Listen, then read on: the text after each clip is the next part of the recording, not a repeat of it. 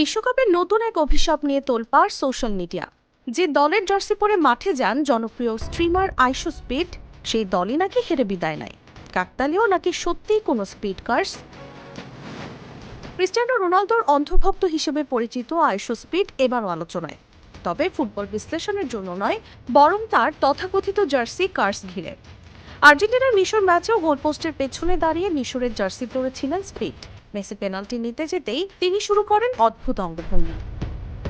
Messi penalty miss করতে অবাক হয়ে যান স্পিড নিজে, লাইভে চিৎকার করে বলেন, এটা কি সত্যিই কাজ করেছে?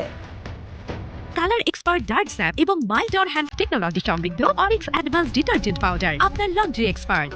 তবে এখানেই শেষ নয়। বিশ্বকাপের নকআউট পর্বে স্পিড যে দলের জার্সি পরে গ্যালারিতে গেছেন, সেই দলই একে একে বিদায় নিয়েছে, এমন দাবি এখন viral. Ivory Coast, Cape Verde, Brazil, Portugal সব দলই স্পিডের সমর্থন পেয়েও শেষ পর্যন্ত হেরে যায়। এই কারণে সোশ্যাল মিডিয়ায় অনেকে তার নাম দিয়েছেন জার্সি কার্স। আর্জেন্টিনা ম্যাচের আগে স্পিডের আর্জেন্টিনার জার্সি পরা একটি ছবিও ভাইরাল হয়েছিল, তাতে শঙ্কায় পড়ে যান অনেক আর্জেন্টিন সমর্থক। পরে জানা যায় ছবিটি ছিল এআই দিয়ে তৈরি, বাস্তবে তিনি মাঠে এসেছিলেন মিশরের জার্সি পরে। শেষ পর্যন্ত আর্জেন্টিনা জিতে কোয়ার্টার ফাইনালে উঠলেও হেরে যায় স্পিডের সমর্থিত মিশর। অবশ্য ফুটবল বিশ্লেষকরা বলছেন, এই সবই নিছক কাকতালীয় ঘটনা। মেসির পেনাল্টি মিসের সঙ্গে স্পিডের চিৎকারের কোনো প্রমাণিত সম্পর্ক নেই, তেমনি তিনি যে দলের জার্সি পরেছেন সেই দল হেরেছে, এটিও নিছক ঘটনাচক্র হতে পারে। তবু বিশ্বকাপ জুড়ে স্পিড কার্স এখন ফুটবল ভক্তদের অন্যতম আলোচনার বিষয়।